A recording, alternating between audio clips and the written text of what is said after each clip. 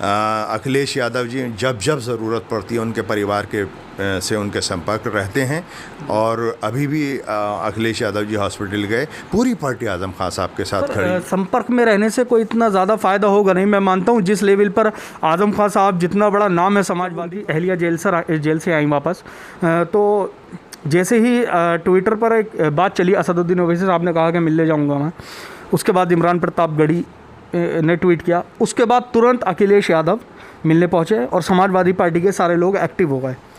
तो ये एक डर कह सकते हैं इसको कि कहीं आज़म खान साहब पार्टी से नाराज़ होकर ओवैसी साहब के साथ ना हो, कि जहां नौजवान तबके को बलगलाने का काम दूसरी पार्टीज कर रही हैं कि समाजवादी पार्टी से कैसे हटा जाए, तो वो बात चलने वाली नहीं है।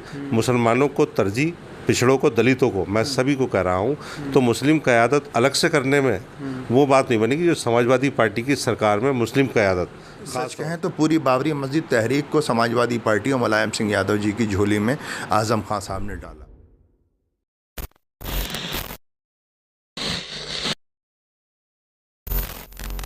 नमस्कार, आदाब, फैज़ान फारूकी नाम है मेरा और द पब्लिक व्यू देख रहे हैं आप। इन दिनों आज़म खान साहब की तस्वीरें अस्पताल से वायरल हों, जिसके बाद दुआओं का सिलसिला शुरू हो गया।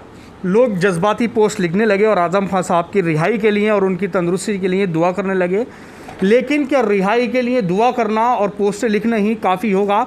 इससे नहीं लगता ये काफ़ी होगा और सरकार का दिल पिघलेगा।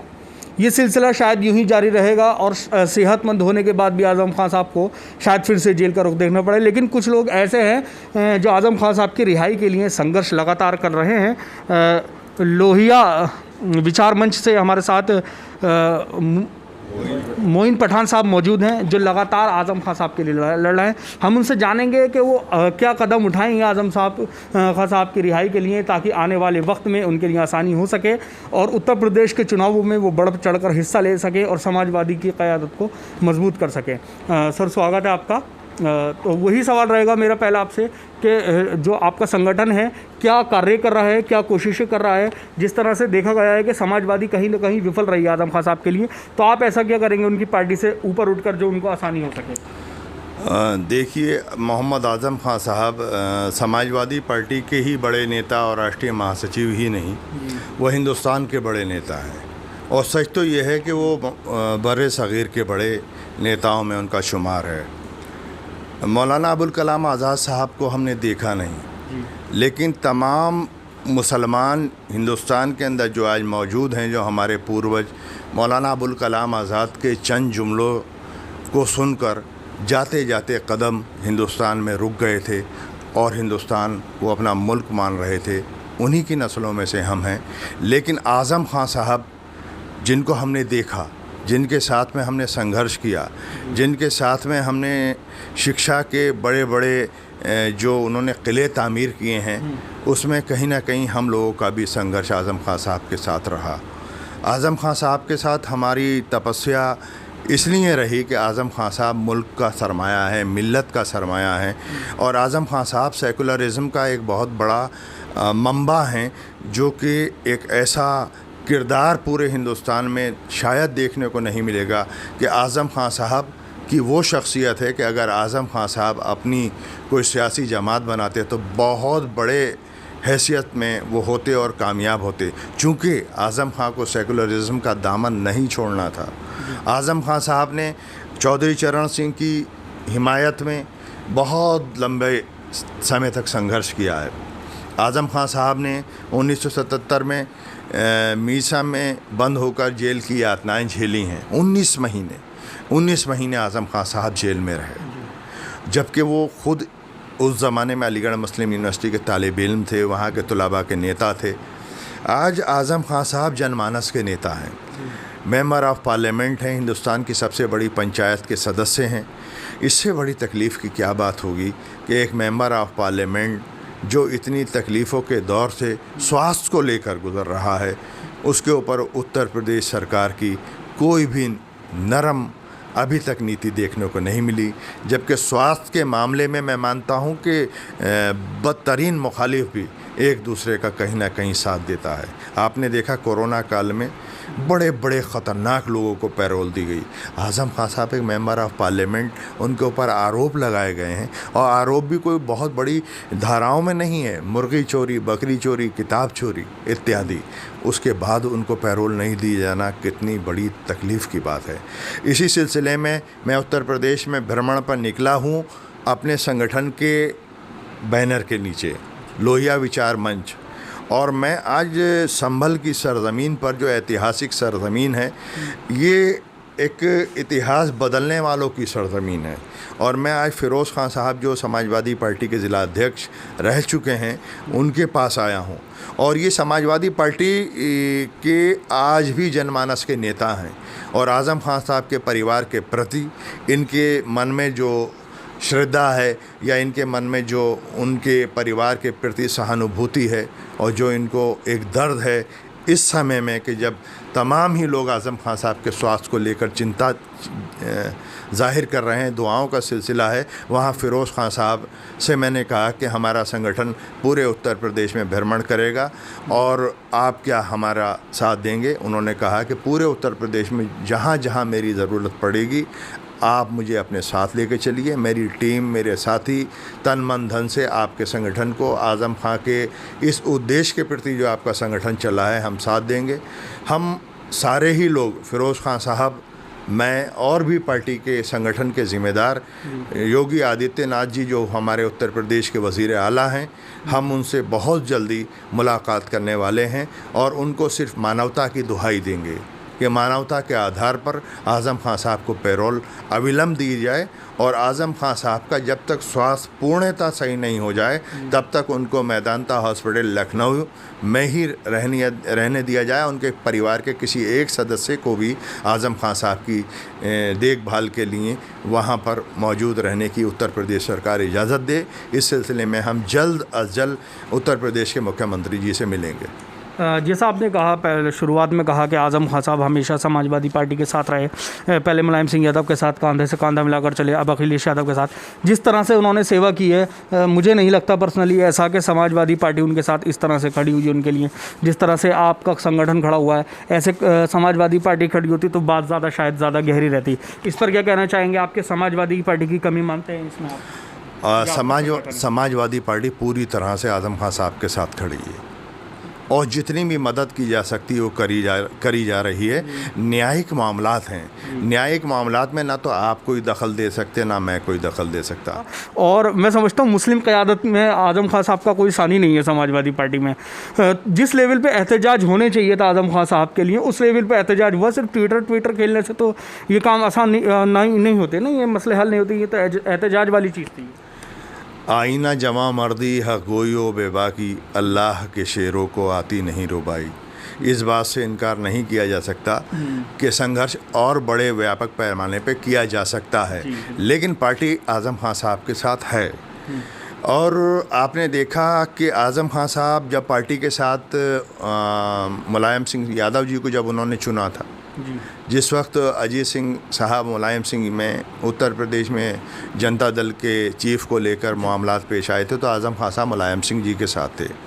आज़म खान साहब वो हैं जिन्होंने मुलायम सिंह जी को आम मुसलमानों में हीरो बना के पेश किया और ये कहा कि मुसलमानों, ये तुम्हारे लिए मुल्ला मुलायम सिंह हैं। और मुलायम सिंह यादव को रफ़ीक़ुल मुल्क जैसे खिताब भी आज़म खान साहब ने दिए। और बल्कि सच कहें तो पूरी बाबरी मस्जिद तहरीक को समाजवादी पार्टी और मुलायम सिंह यादव जी की झोली में आज़म खान साहब ने डाला। और मैं ये कहना चाहूँगा कि आज समाजवादी पार्टी के राष्ट्रीय अध्यक्ष जी हों या हमारे दूसरे नेता हों, सभी के ख़िलाफ़ कहीं ना कहीं दमनकारी नीतियां सरकार की तरफ से हैं, लेकिन भरपूर साथ अखिलेश जी का, समाजवादी पार्टी का, आज़म खान साहब को मिल रहा है। आपके इंटरव्यू भी कर चुका हूँ, पहले दूसरे चैनल में था तब भी किया, अपने चैनल करने के बाद भी इंटरव्यू किया।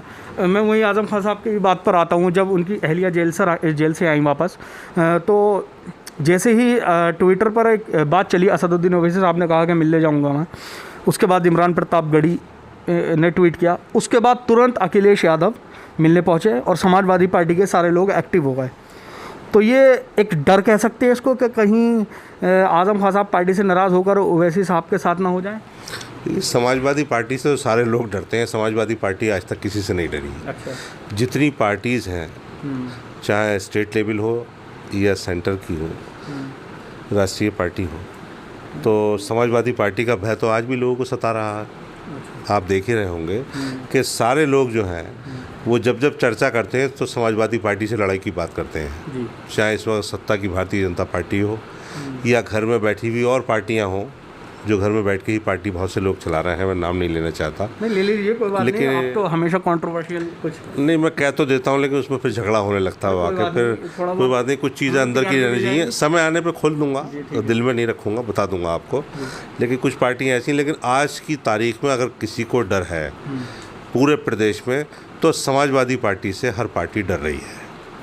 और ख़ास तौर से जिन लोगों ने कुछ नहीं किया, इस 5 साल में सिर्फ जनता को लूटा है और वक्त बर्बाद किया है, नौजवान की नौकरी छीनने से लेकर भूखे को रोटी नहीं मिली है।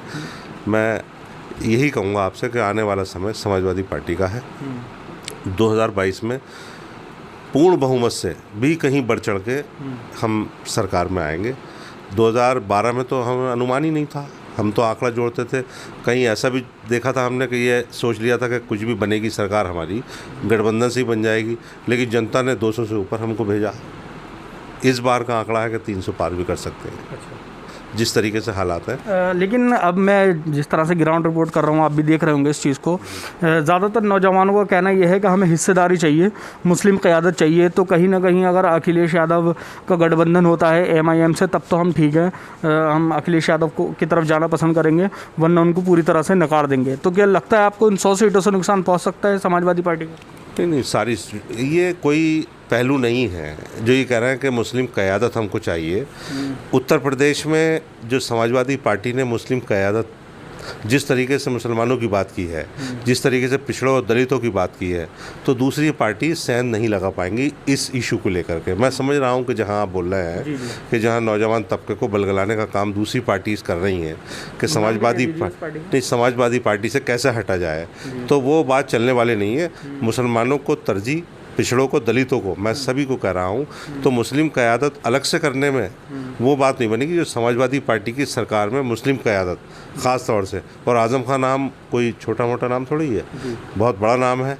आप देखिए समाजवादी पार्टी की जब जब सरकार रही है, आज़म खान साहब ने कौन सी कमी छोड़ी है क़यादत में, माइनॉरिटी से लेकर के दलितों के, पिछड़ों के। चाहे कुंभ का मेला रहा हो, कुंभ का मेला तो माइनॉरिटी का नहीं था, अल्पसंख्यकों का, लेकिन कुंभ के मेले की इंटरनेशनल लेवल पे तारीफ हुई थी, जो व्यवस्था थी, क्योंकि वो माननीय मंत्री थे उसके।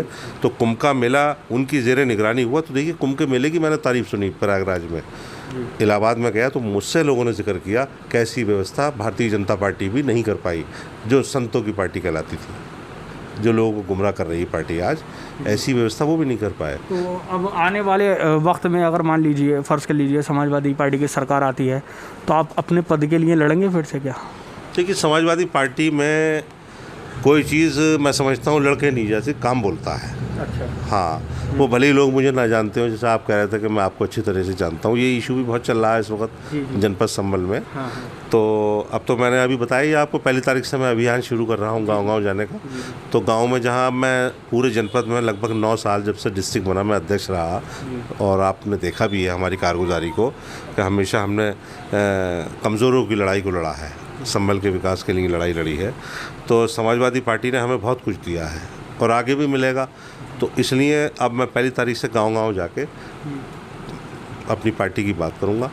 और आज माननीय हमारे साथी मोइन पठान साहब यहाँ आए थे, तो इनका जो मिशन है उनकी आज़म खान साहब के लिए, रिहाई के लिए उनकी, या जो भी है जिस किस्म का भी पूरे प्रदेश के अन्य जनपदों में भी जाना पड़ेगा, तो हमारे साथी पूरी तरीके से इनके साथ जाएंगे। आज ये संभल आए थे, तो मैंने वायदा किया है कि हम आपके साथ पूरी तरीके से, क्योंकि मैं तो उनके लिए वैसे भी आंदोलन करता रहा हूँ, और समय समय पे जब जब ज़रूरत पड़ी है आवाज़ उठाने की, तो निसंकोच और पूरी जिदारी के साथ में हमने कभी दबाव नहीं माना, क्योंकि हक़ की आवाज़ उठाने वाला, प्रदेश को, देश की आवाज़ को पार्लियामेंट में उठाने वाला आदमी आज प्रतिद्वंद्विता के कारण छोटे छोटे मुकदमों में अगर जेल में डाल दिया जाए, जो 4-4 दफ़े के बलात्कारी हैं, मर्डर करने वाले लोग हैं, वो 1 महीने में बाहर आ जाते हैं और गरीबों के बच्चों के हाथ में कलम देने वाला आदमी 1.5 साल से जेल में, तो कहीं ना कहीं लोग सवाल करते हैं इस बात का।